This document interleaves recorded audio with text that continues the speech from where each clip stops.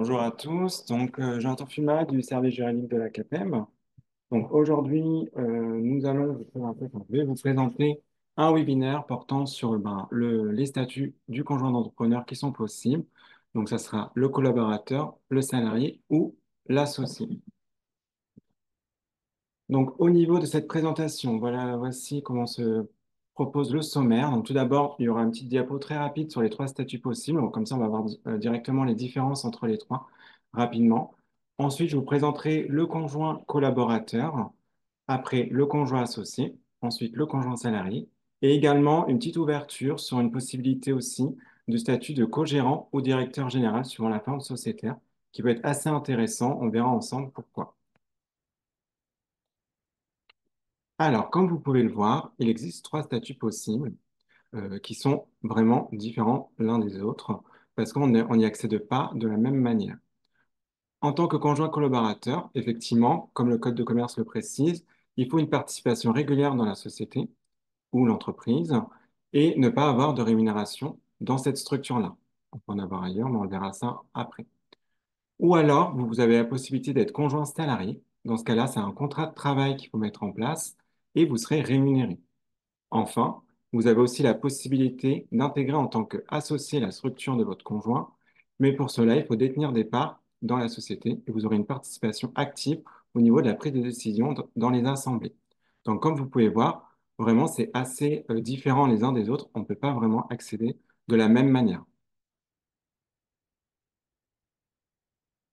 Pour commencer, avant de vous présenter les différents statuts, il y a des démarches effectivement administratives à effectuer pour pouvoir y adhérer. Donc, c'est surtout au niveau du conjoint collaborateur, parce qu'effectivement, comme il n'y a pas de contrat spécifique qui est établi pour ce statut, dans ce cas-là, il y a des démarches à effectuer à côté par rapport au statut de salarié ou d'associé, où il faut un contrat de travail et l'autre, il faut un procès-verbal pour pouvoir y accéder. Donc, au niveau des déclarations, effectivement, celui du conjoint collaborateur, il faudra soit vous déclarer au RCS, au registre du commerce et des sociétés, si votre société est sous forme sociétaire. C'est effectivement, comme nous, on est dans le bâtiment et l'activité artisanale, si vous êtes sur forme entreprise individuelle, vous n'aurez pas de cabis, vous aurez juste un registre RNE. Dans ce cas-là, il faut faire également une modification auprès de guichet unique pour pouvoir porter la mention sur votre extrait RNE. D'accord? Et également la même chose, guichet unique, si vous voulez porter la mention sur votre cabis. Les attestations, ça concerne uniquement en fait, les conjoints collaborateurs. Pourquoi? Parce que effectivement, comme il n'y a pas de rémunération, mais vous cotisez quand même pour la retraite et autres cotisations, santé par exemple. Dans ce cas-là, il va falloir choisir en fait une option que nous allons voir ensemble après. Mais pour choisir cette option, il faut faire une attestation qu'il faut déclarer à l'URSSAF pour par la suite cotiser. Donc c'est une cotisation soit mensuelle ou trimestrielle qu'après vous payez auprès de l'URSSAF pour cotiser pour votre conjoint collaborateur.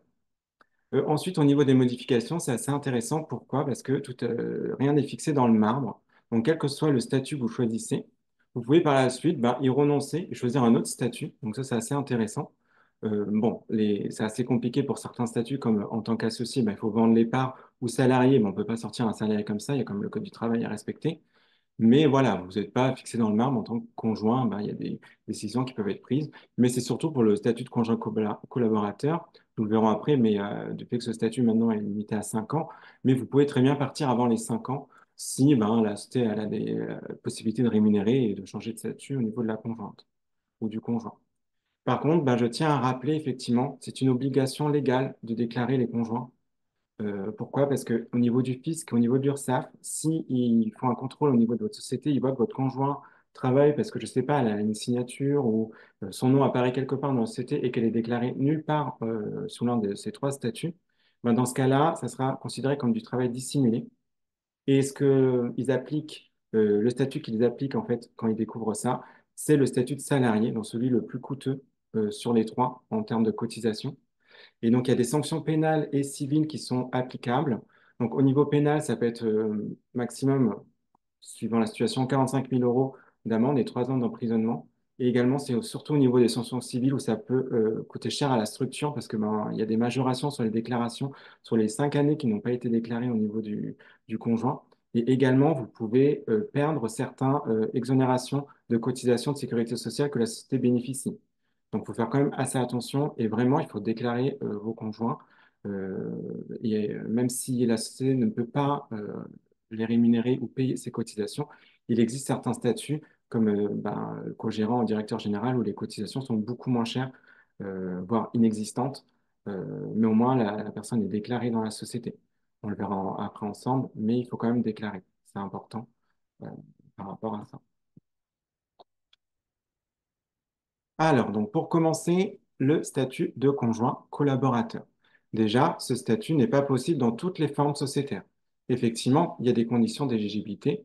Donc, vous pouvez y pratiquer dans l'entreprise individuelle ou alors dans une SARL à gérance majoritaire. Pourquoi? Parce que les gérants majoritaires en SARL sont sous le statut des travailleurs non salariés.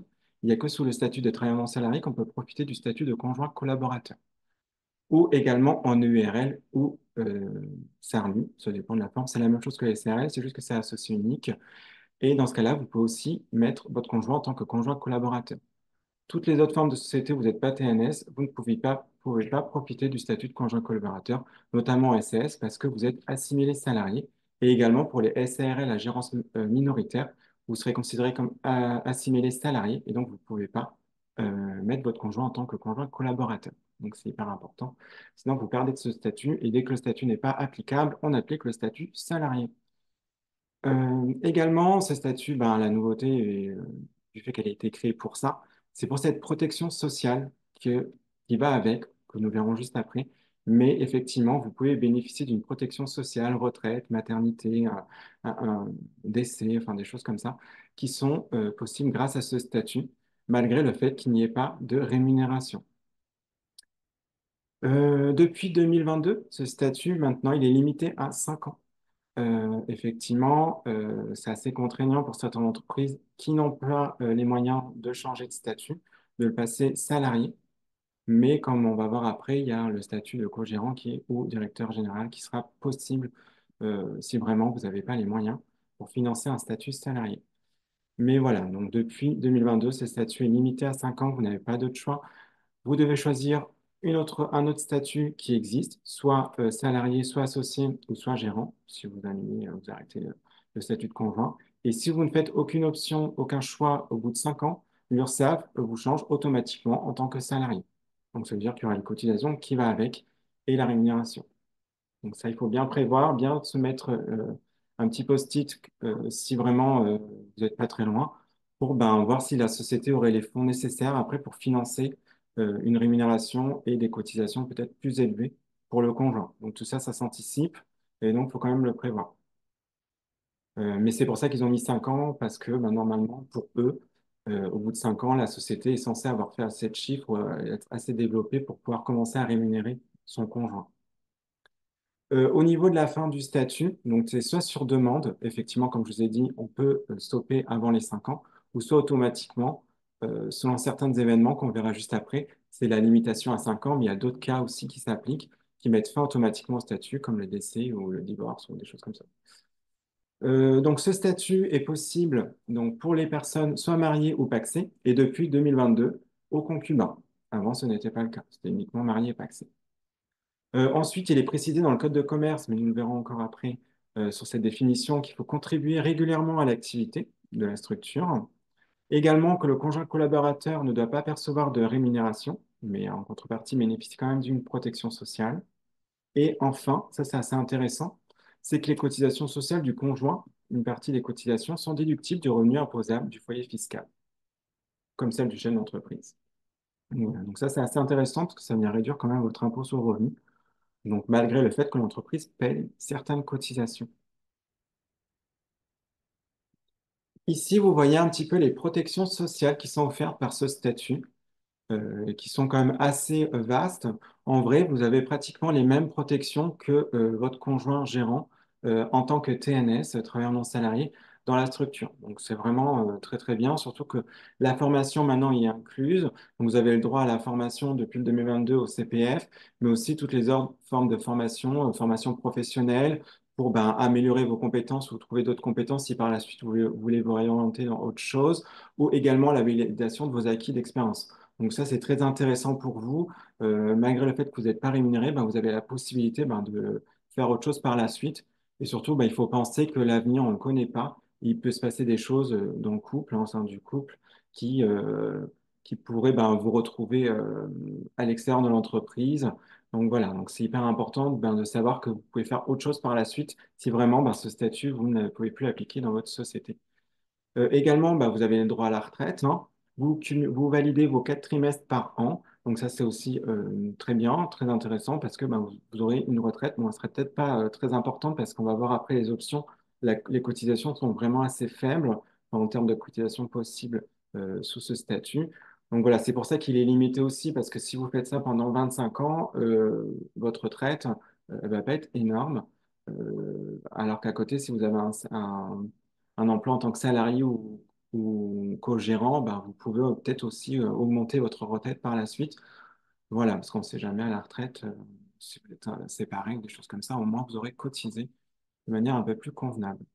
Également, bah, vous serez protégé tout ce qui est au niveau santé et maternité. Donc, vous êtes affilié au régime donc, SSI. Donc, je ne sais pas si vous voyez là sur l'écran. Si vous voyez, il ne voit pas le petit carré. Donc, d'accord. Également, ben, vous aurez ben, tous les remboursements comme les travailleurs indépendants. Vous aurez des indemnités journalières après 12 mois d'affiliation. D'accord? Donc, c'est pas comme les salariés où on est affilié tout de suite. Là, il y a vraiment des mois où il faut attendre certains mois avant d'être affilié. C'est pareil pour tout ce qui est maternité. C'est 6 mois d'affiliation pour pouvoir en profiter. Et vous aurez droit aussi à tout ce qui est invalidité, décès. Il n'y aura aucun souci aussi après de prendre des complémentaires. Par exemple, pour tout ce qui est accident du travail, ce n'est pas prévu dans votre sécurité sociale que vous cotisez. Donc, il faut souscrire à une assurance volontaire. Vous pouvez le faire auprès de la CPAM, donc pour pouvoir au moins être protégé en cas d'accident du travail. C'est vrai qu'effectivement, souvent, ce type de poste, dont il y a très peu d'accidents du travail, si vous n'êtes pas sur les chantiers comme les artisans, mais voilà, si ça arrive, au moins, vous serez protégé. Et également, vous pouvez avoir des complémentaires santé et retraite possibles. Vous pouvez participer à la Madelin, avoir des PER. Donc voilà, vous pouvez aussi améliorer cette complémentaire qui est proposée euh, par ces cotisations prévues pour le conjoint collaborateur. Par contre, effectivement, comme bah, les mandats d'éco-gérant ou directeur général ou président, vous n'avez pas le droit au chômage, sauf si vous souscrivez à une assurance privée. Mais le chômage n'est pas possible pour le conjoint collaborateur. C'est pour ça aussi que ce statut est assez précaire, parce que ben, vous n'aurez pas le droit au chômage si vraiment vous mettez fin à ce statut. D'accord?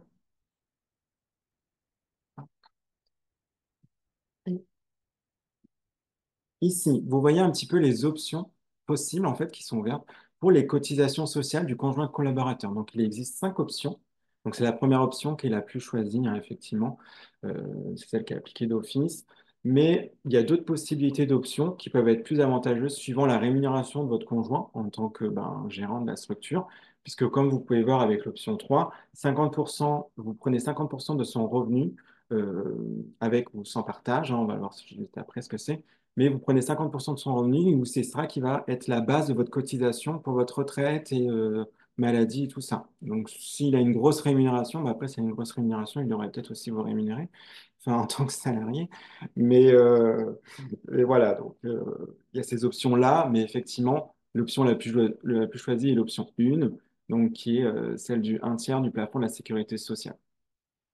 Donc, ça permet de voir. Et avec partage et sans partage, donc sans partage, je veux dire que c'est 100% de l'entreprise qui paye vos cotisations. Et avec partage, c'est 50-50. Enfin, chacun paye une partie. Il est moins cher pour la structure, mais bon, vous devez le payer vous-même. C'est pas super, super intéressant. Donc, comme je vous disais, il faut choisir l'une de ces 5 options pour cotiser. Donc, c'est au moment où vous allez choisir le statut de conjoint collaborateur, il faudra envoyer le courrier à l'URSSAF et choisir une de ces 5 options. Si rien n'est fait, c'est l'option 1 qui est choisie. Ces options sont tout à fait modifiables par la suite, hein. Ce n'est pas fixé dans le marbre, vous pouvez les modifier, il n'y a aucun souci. Il faut le faire avant le 1er décembre, avant le 1er décembre et elle sera prise en compte pour le 1er janvier de l'année suivante. Hop. Ensuite, effectivement, ça c'est assez important parce qu'il y a quand même pas mal d'ambiguïté sur le rôle du conjoint collaborateur. Effectivement, vous ne pouvez pas faire ce que vous voulez dans la structure de votre conjoint. Vous n'êtes pas gérant, vous n'êtes pas associé, vous n'êtes pas salarié non plus. Donc, il y a certaines tâches que vous n'avez pas le droit de faire ou alors qu'il faudra faire avec un mandat, euh, comme quoi votre conjoint vous autorise à le faire. Sinon, ça peut être très dangereux Pourquoi? Parce qu'effectivement, le client pourrait se retourner contre vous et vous attaquer comme quoi vous n'avez pas mandat. Dans ce cas-là, vous pouvez engager votre responsabilité personnelle et donc votre patrimoine personnel. Donc, on va quand même faire attention à ça, parce que ça peut vite coûter cher. Le code de commerce, je l'ai mis parce que c'est assez intéressant de voir ce qui est prévu dedans. Il prévoit que vous pouvez faire uniquement des actes d'administration et en dessous, il a un petit peu élargi avec des actes de gestion. Donc ça veut dire que vous n'avez pas du tout le droit de faire des actes de disposition. Disposer du fonds de commerce qui engagerait vraiment de manière significative la société. Donc ça, vous n'avez pas le droit de le faire. Tous ces actes-là sont faits par le gérant ou le chef d'entreprise. D'accord? Mais par contre, vous pouvez faire tout ce qui est des gestions de tâches quotidiennes, comme vous occuper des clients, services aux relations commerciales, tout ce qui est suivi administratif, traitement de factures, comptabilité simplifiée, stock, etc. Ou tout ce qui est secrétariat et gestion des aspects internes, planning, fournisseurs. Comme je vous ai dit, comme c'est indiqué dans le code de commerce, il y a une présomption de mandat pour toutes ces tâches-là. Parce que comme il n'y a pas de contrat, en fait, on n'a pas les tâches que vous pouvez faire. Il y a rien qui stipule comme quoi vous avez le droit de le faire. Donc, on dit qu'il y a une présomption de mandat. Mais attention quand même à cette présomption de mandat. Comme vous n'avez pas tous les droits, il faut faire super attention. Il ne faut pas que vous vous engagez à l'entreprise, par exemple, si vous faites un emprunt bancaire ou des dettes. Et également pour tout ce qui est licenciement de salariés. Donc, il vaut mieux quand même qu'il y ait un mandat clair, précis sur les tâches que vous pouvez effectuer. Comme ça, vous n'êtes pas embêté. Parce que comme c'est prévu dans le code de commerce, c'est indiqué que ici, dans l'article 121-7 du code de commerce, à la fin, il y a marqué à la charge du conjoint collaborateur aucune obligation personnelle. Donc, du fait de ce mandat, on ne peut rien vous reprocher. Donc, voilà. Donc, c'est pour ça que c'est hyper important quand même de mettre un mandat en place. Et au moins, vous ne serez pas embêté, vous dormirez tranquille par rapport à ça. Parce qu'effectivement, un créancier, quand il a envie de retrouver son argent, il va chercher tous les moyens possibles avec son avocat pour récupérer cette somme.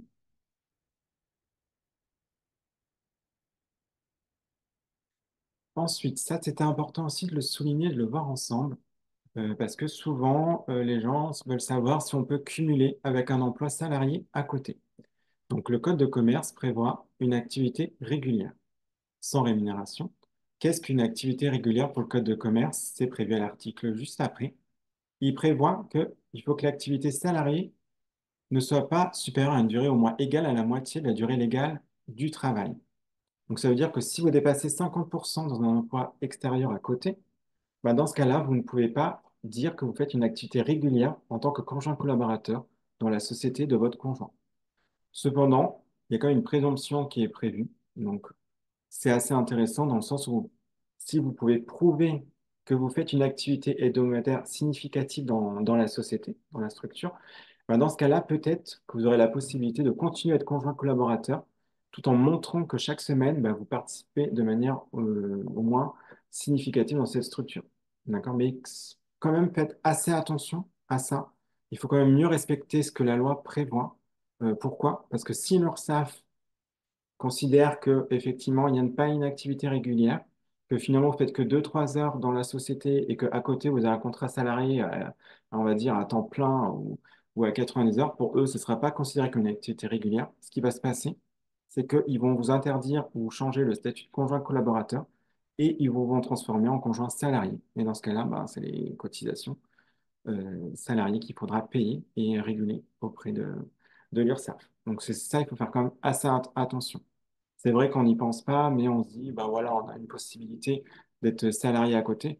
Non, non, il y a d'autres statuts dans la structure qui vous permettront en fait d'être salarié à côté que celui du statut de conjoint collaborateur avec autant de droits, même voire plus de droits, de possibilités à travailler dans la société avec un planning beaucoup plus ouvert, beaucoup plus fluide, même sans rémunération, que le statut de conjoint collaborateur. Si vraiment vous voulez avoir un statut salarié à côté, ce statut-là, ou au moins plus de 50%, ce statut-là vaut mieux l'éviter parce que, voilà, au cas où on ne sait jamais ce qui peut se passer au niveau de l'URSSAF, il vaut mieux éviter l'amende par la suite. Donc voilà mon petit point sur cette activité régulière. Pour moi, c'était assez intéressant de vous en parler pour faire attention quand même. Ici, on va voir en fait l'extinction du mandat. Parce qu'effectivement, comme je vous ai dit tout à l'heure, il y a plusieurs possibilités de mettre fin à votre mandat de conjoint collaborateur. Et ces différentes fins n'ont pas les mêmes effets pour la poursuite en tant que conjoint. Donc, tout d'abord, soit vous mettez fin à votre mandat de manière volontaire. Donc, vous-même, avant les 5 ans, vous souhaitez arrêter, changer de statut. Dans ce cas-là, ben, vous faites une déclaration devant le notaire. Donc, vous allez voir le notaire pour dire que mettez fin à votre mandat. Également, il faudra porter mention sur l'extrait RCS, donc votre extrait CABIS si vous êtes une société, ou alors l'extrait RNE, pour tout ce qui est entreprise individuelle. Il faut bien sûr porter mention, comme quoi vous avez retiré. C'est hyper important pour que par la suite vous soyez engagé dans les tâches qui ont été effectuées au niveau de la structure. Si vous ne sortez pas, vous serez toujours possibilité d'engagement au niveau des créanciers pour venir, même en cas de liquidation judiciaire. Voilà, il y a pas mal de petites choses où vous pouvez vous retrouver engagé, donc il faut faire attention par rapport à ça, surtout si vous êtes plus à l'intérieur de la structure. Et il faut également, bien sûr, informer l'URSSAF pour arrêter les cotisations et les déclarations auprès de l'URSSAF du statut de conjoint. Donc tout ça, c'est avant les 5 ans. Parce qu'après les 5 ans, de toute façon, vous devenez salarié. Donc on est sur autre chose. Les autres possibilités de la fin du mandat du conjoint collaborateur, c'est la dissolution du régime matrimonial, du pacte ou du concubinage. Donc en fait, vous vous séparez. Donc ce qui est normal, vu que vous êtes obligé d'être marié, pacsé ou concubin pour profiter de ce statut de conjoint collaborateur, si vous vous séparez, ça met fin automatiquement au statut de conjoint collaborateur. Dans ce cas-là, c'est exactement les mêmes formalités à effectuer auprès des organismes, notaires, RCS et URSSAF pour prévenir tout le monde comme quoi vous avez pris fin au niveau de votre statut. Par contre, petite possibilité, en cas de séparation, vous avez tout à fait la possibilité de demander une contrepartie financière, parce que vous n'avez jamais été rémunéré et vous avez quand même travaillé. Enfin, c'est du travail, hein, c'est du vrai travail, c'est pas, vous chômez pas, quoi. Et vous avez le droit quand même d'avoir une petite contrepartie financière du fait de la séparation du couple, parce que vous, derrière, vous n'êtes pas enrichi, euh, sauf si vous êtes sous le régime de la communauté. C'est beaucoup plus compliqué sous ce régime-là. Pourquoi? Parce que tout est mélangé dans la communauté. Donc, ils vont dire que vous avez profité de la rémunération de votre conjoint. Dans ce cas-là, c'est un peu plus compliqué, mais vous pouvez prouver, même sous le régime de la communauté, euh, que vous avez travaillé et enrichi la société. C'était un peu grâce à vous quand même. Tout ça, si vous arrivez à le présenter, comme quoi, du fait de votre travail, vous avez développé la clientèle, vous avez développé des organisations dans la structure, des devis, factures, vous avez fait les déclarations. Tout ça, ça fait gagner de l'argent à la société. Et dans ce cas-là, ça peut permettre d'obtenir une contrepartie financière. Ensuite, l'autre possibilité, la dernière possibilité, les dernières possibilités, ce sont soit la cessation de l'entreprise, si l'entreprise s'arrête, la retraite, le départ à la retraite, ou le décès, effectivement, la mort. Comme c'est en lien, voilà. Pas d'autres possibilités. Donc, en cas de cessation, retraite et décès, c'est l'arrêt de plein droit du mandat, ce qui est normal vu qu'il n'y a plus de société. Et l'exploitant, s'il n'y a plus d'exploitant, ça arrête aussi.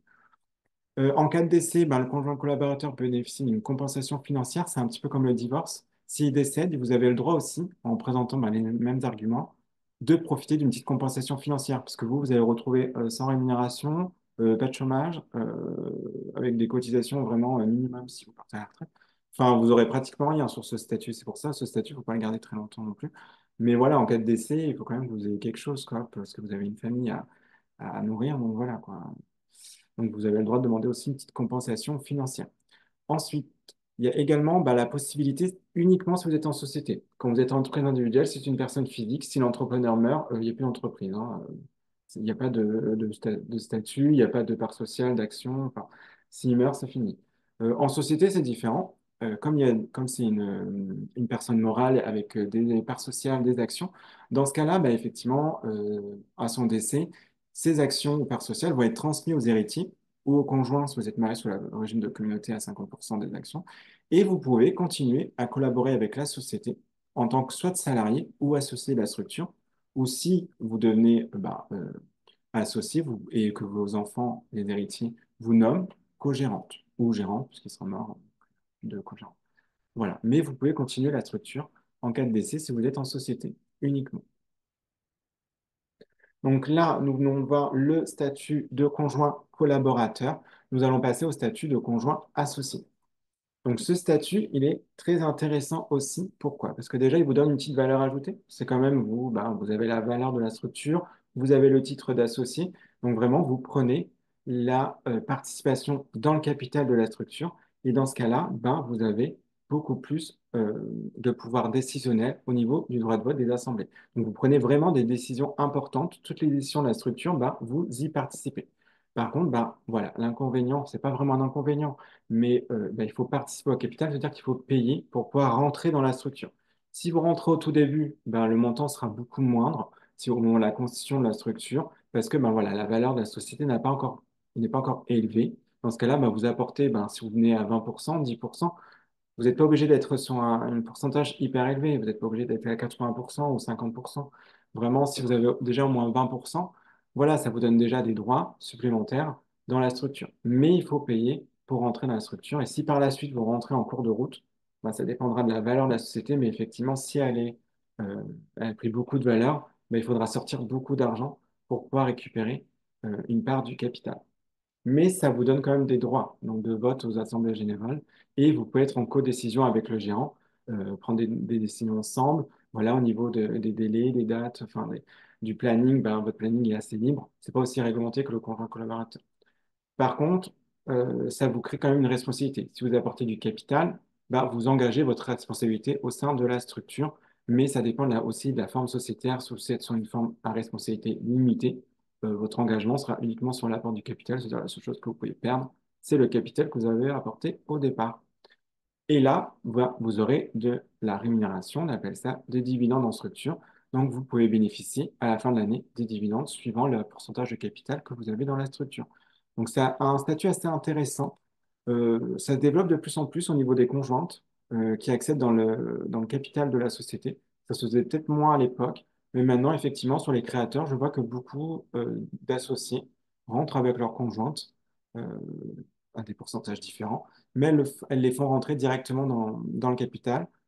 Donc, je trouve ça assez intéressant aussi. Euh, et également, ce statut, ben, il y a des petites implications au niveau du statut d'associé. Donc, il y a une fiscalité spécifique. C'est effectivement les dividendes, ben, c'est taxé, hein, c'est pas gratuit. Effectivement, il va falloir payer des impôts dessus. Suivant la forme sociétaire que vous avez choisie, soit la SARL. La SARL, c'est suivant le capital que vous avez, mais en France, les dividendes sont taxés à 30%. Et en SARL, ben, vous êtes limité à 10% de votre capital, plus la moyenne des 10% euh, du compte courant d'associé. Mais voilà, tout ce qui est au-dessus, ça serait considéré comme la rémunération. Voilà, vous avez une fiscalité spécifique par rapport aux dividendes.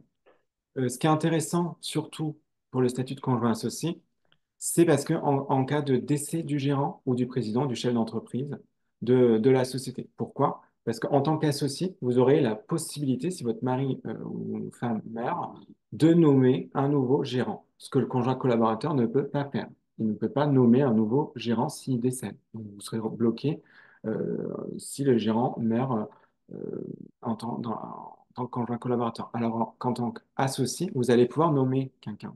Donc la société ne va pas être bloquée. Vous allez pouvoir continuer à exercer l'activité le temps que vous faites rentrer peut-être vos enfants ou même vous-même qui allez gérer ben, la société de votre mari donc, ou de votre femme.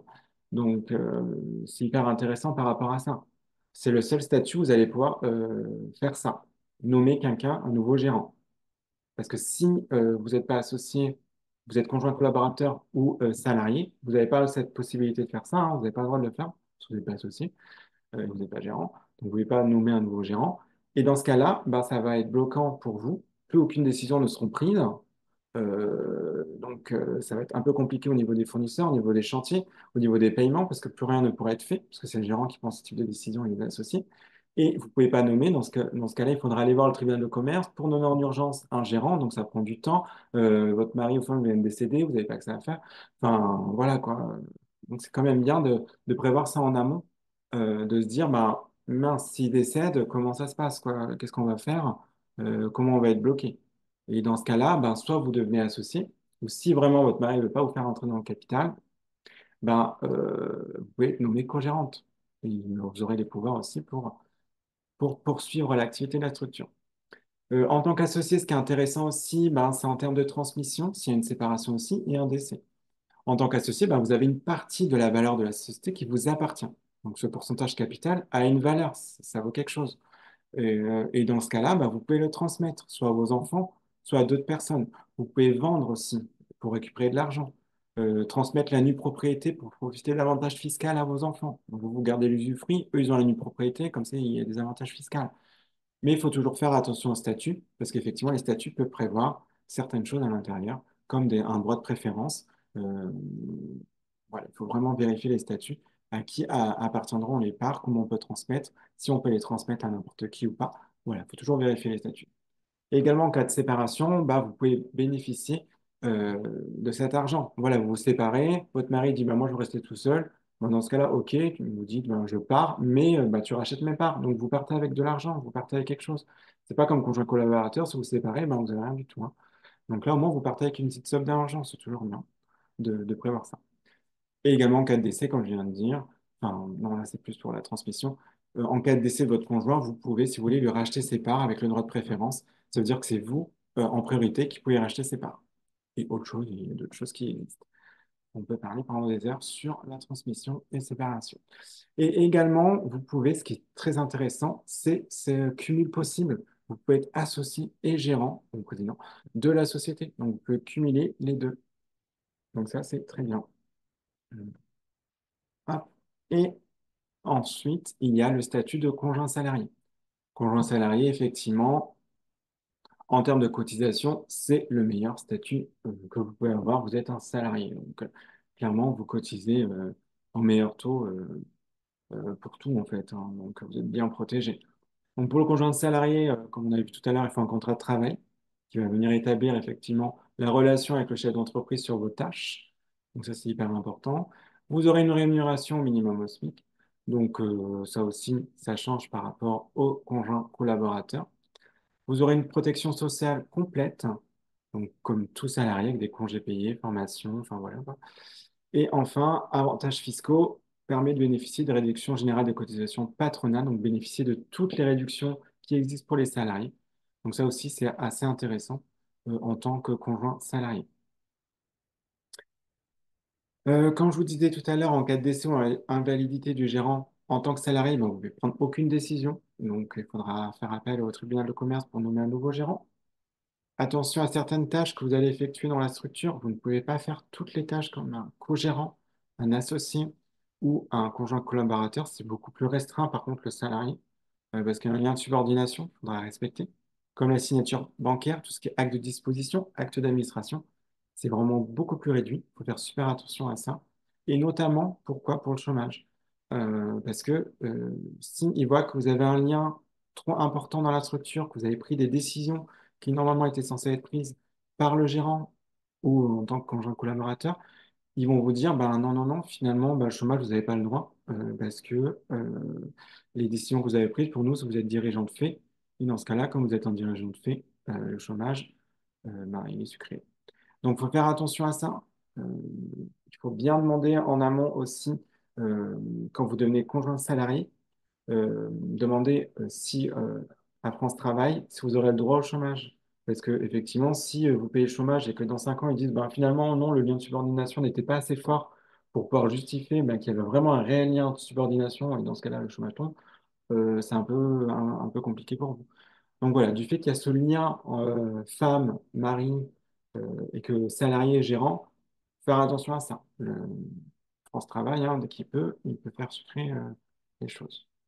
Et ce qui est intéressant aussi, que vous n'avez pas dans les autres, c'est que vous pouvez bénéficier d'indemnités en cas de licenciement. Ça, c'est hyper intéressant. Enfin, vous êtes licencié, c'est pas non plus fermé.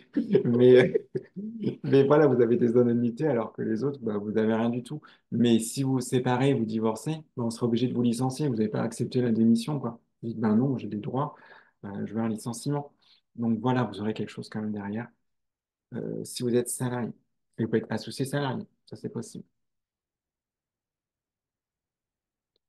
Et donc, enfin, je voulais finir sur le statut, parce que pour moi, vraiment, c'est le statut, je pense, qui est le plus intéressant pour les épouses ou époux qui travaillent dans la structure de la société, par rapport aux trois autres statuts qui sont vraiment ils sont bien aussi, mais celui-ci, c'est vraiment, ça donne du pouvoir dans la société, je pense. Donc, comme vous pouvez voir, vous aurez une grande liberté de prise de décision. Vous pouvez faire tous les actes d'administration, les actes de disposition. Vraiment, vous pouvez prendre tous les mêmes euh, pouvoirs que votre conjoint. Donc, signature bancaire, emprunt, voilà, vous pouvez engager la société. Par contre, faites attention de ne pas trop engager parce que la faute pénale, ça existe. Donc, ça veut dire que si vous faites une faute pénale, vous avez excédé vos pouvoirs, dans ce cas-là, on peut engager votre patrimoine personnel. Mais c'est super intéressant, c'est beaucoup plus vaste. Vous avez moins de craintes. Enfin, voilà, quoi. Également en termes de gestion du temps, c'est pour ça que je disais tout à l'heure, c'est ce statut-là qui permet en fait de bien gérer votre temps. Si vraiment à côté vous voulez être un salarié à 100%, bah, vous devenez co-gérant. Vous pouvez être salarié à 100% à côté et vous gérez après votre planning comme vous voulez. Vous pouvez ben voilà, travailler 2-3 heures par semaine en tant que co-gérant et après travailler dans la haute structure. Il n'y aura aucun souci. Donc ce cumul sera possible à l'extérieur. Vous ne pouvez pas être salarié gérant dans la même structure, hein. Il y a des conditions. Mais à l'extérieur, oui, c'est possible. Également, en cas du décès du co-gérant, s'il décède, ben, dans ce cas-là, vous pouvez continuer à gérer la structure. Il n'y aura pas besoin d'aller au tribunal de commerce. Vous allez pouvoir prendre vous-même les décisions. Donc ça, c'est hyper intéressant. Alors que les autres statuts, c'est pas possible, je fasse aussi. Responsabilité personnelle, voilà, c'est comme je l'ai dit tout à l'heure. Attention, cette petite responsabilité, c'est jamais arrivé, enfin, pour moi en tout cas. Les gens font quand même assez attention.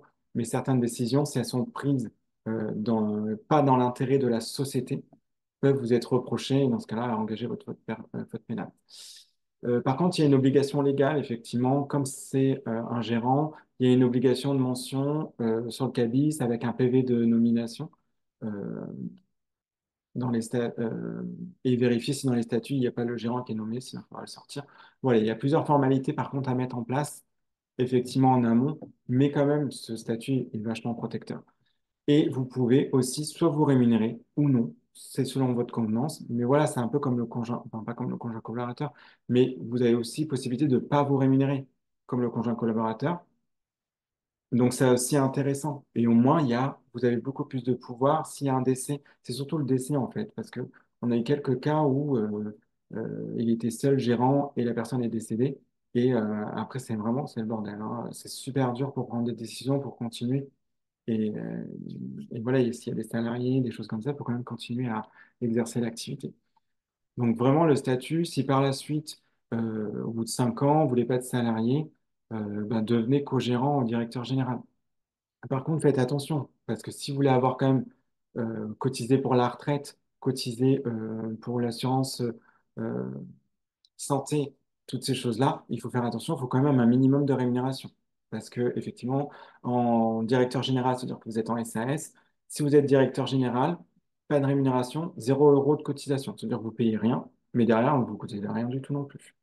En SARL, donc vous serez co-gérant, et ce qui se passe, c'est qu'il y a un minimum de cotisation. Mais c'est vraiment minimum, minimum. Donc, c'est-à-dire que vous cotisez pratiquement rien. C'est pas comme le statut de collaborateur. Là, vous avez quand même un certain niveau de cotisation. Là, c'est vraiment rien du tout, les minimums, hein. On voit rien. Donc, il faut quand même une rémunération si vous voulez valider vos trimestres pour la retraite et tout ça. D'accord? Donc, il faudra prévoir un minimum de rémunération pour avoir de la cotisation. Et donc, on peut voir la différence entre les deux au niveau de la protection sociale. En SRL, en tant que gérant majoritaire, vous serez au SSI, donc exactement pareil que les gérants qui sont SSI. Donc, c'est un peu comme le conjoint collaborateur, c'est toutes les mêmes protections. Alors que directeur général ou président en SAS, vous serez affilié au régime des assimilés salariés. Donc, en fait, vous êtes comme un salarié, donc la même protection que les salariés au niveau social. La seule chose que vous n'avez pas pour les deux, de toute façon, c'est le chômage, hein, parce que c'est un mandat social, c'est pas un contrat de travail, donc pas de chômage, sauf si privé. Également, il n'y aura pas de congés payés, parce que c'est des mandats, et vous ne bénéficiez pas des réductions Fillon, des choses comme ça, comme les salariés, sur, euh, sur vos rémunérations. Mais sinon, vous êtes affilié à la sécurité sociale, donc c'est une très bonne couverture. Voilà. Hop. Et donc maintenant, nous allons voir les questions-réponses. Ah ben, on n'en a pas beaucoup. On en a une. Alors, est-ce qu'on a les minimums des montants de cotisation quand on est co-gérant? Elles sont minimes tant qu'on se rémunère et augmentent en fonction de la rémunération. C'est ça, effectivement.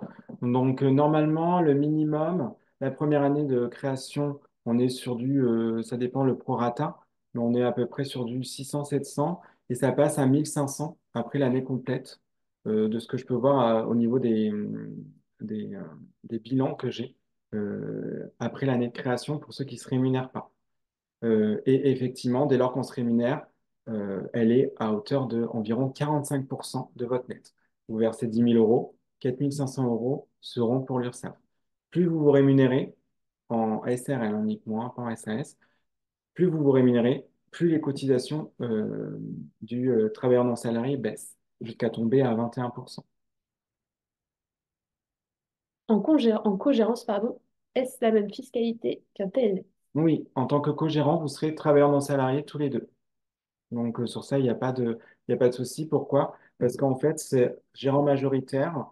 Donc en fait, on se dit, moi, je suis gérant minoritaire. Non, non. Comme vous êtes mariés ensemble au PACSé, ben, dans ce cas-là, en fait, ils cumulent le pourcentage de tous les gérants parce que de l'associé en haut de votre mari, en fait. Donc vous devenez TNS.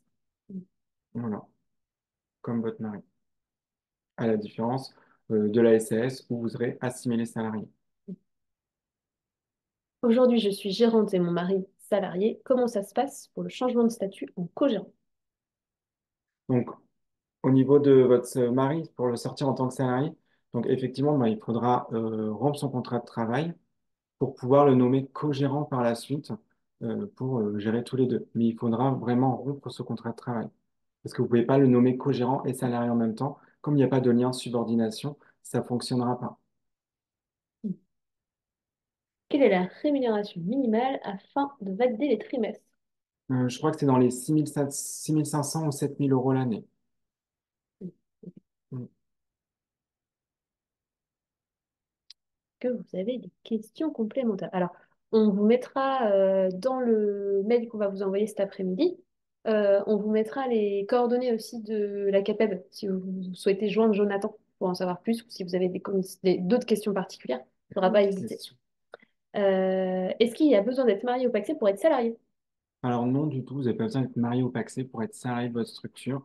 Il n'y aura aucun souci si vous n'êtes pas du tout, vous êtes concubin. Il n'y aura pas de problème. En tout début d'activité, finalement, quel est le meilleur statut sans engager la trésorerie de la société?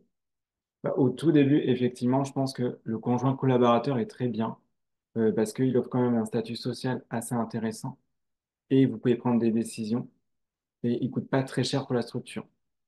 Mais par la suite, effectivement, je conseille vraiment de devenir co-gérant. C'est surtout en cas de décès pour éviter ben, l'arrêt de l'activité de la société.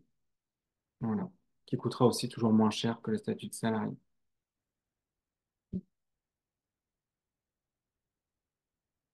Jonathan l'a dit au départ, mais Mhm. faut pas hésiter à le redire, je pense, c'est pas figé dans le marbre en fonction de l'évolution de votre société, en fonction de l'évolution de votre parcours professionnel, en fonction de l'évolution de vos envies, de votre relation. euh, Tout est toujours possible, en fait. Vous pouvez changer de statut. Je suis pas sûre qu'il y ait beaucoup d'autres questions. Comme je vous le disais, on va vous mettre de toute façon les coordonnées de la CAPEB si vous souhaitez joindre Jonathan, notamment. Euh, je vous remercie d'avoir assisté aux 33 minutes. J'en profite pour vous donner deux, trois petites dates sur les prochains événements qu'on va avoir à la CAPEB. Mardi prochain, le 8 avril, on a une réunion d'information technique, plutôt pour les électriciens, sur les évolutions de la norme NFC 1500. Le 17 avril, on se réunira aussi pour une réunion technique sur l'évolution de la norme garde-corps, qui change beaucoup et qui va avoir pas mal d'implications au niveau technique. Et puis, les prochains webinaires, ce sera la semaine du 20 mai. On en aura un technique. Je ne vous dévoile pas encore le sujet parce on hésite entre deux. Et un deuxième sur l'apprentissage. Les obligations quand vous souhaitez prendre un apprenti, les obligations à respecter. Voilà. On en aura deux la même semaine, un vraiment technique et un plutôt sur la gestion des salariés. On a une toute dernière question et après, je vous libère. Quand vous dites cher pour le statut de salarié, à quoi faut-il s'attendre? Ben, c'est comme un salarié, en fait, il y aura des charges patronales, des charges salariales. Donc, c'est à peu près 80% de sa rémunération. Donc, c'est quand même assez cher. C'est pratiquement le double. Vous le payez 2 000, c'est 4 000 que le C devra verser pour payer ses cotisations. C'est vraiment comme un salarié, pratiquement. Mais vous aurez après des réductions possibles, comme chaque salarié. Mais oui, c'est assez cher. C'est comme si vous recrutez un salarié. Après, ça dépend du salaire aussi. Si vous lui versez le minimum, donc les cotisations ne seront pas non plus hyper élevées parce que les réductions sont assez importantes.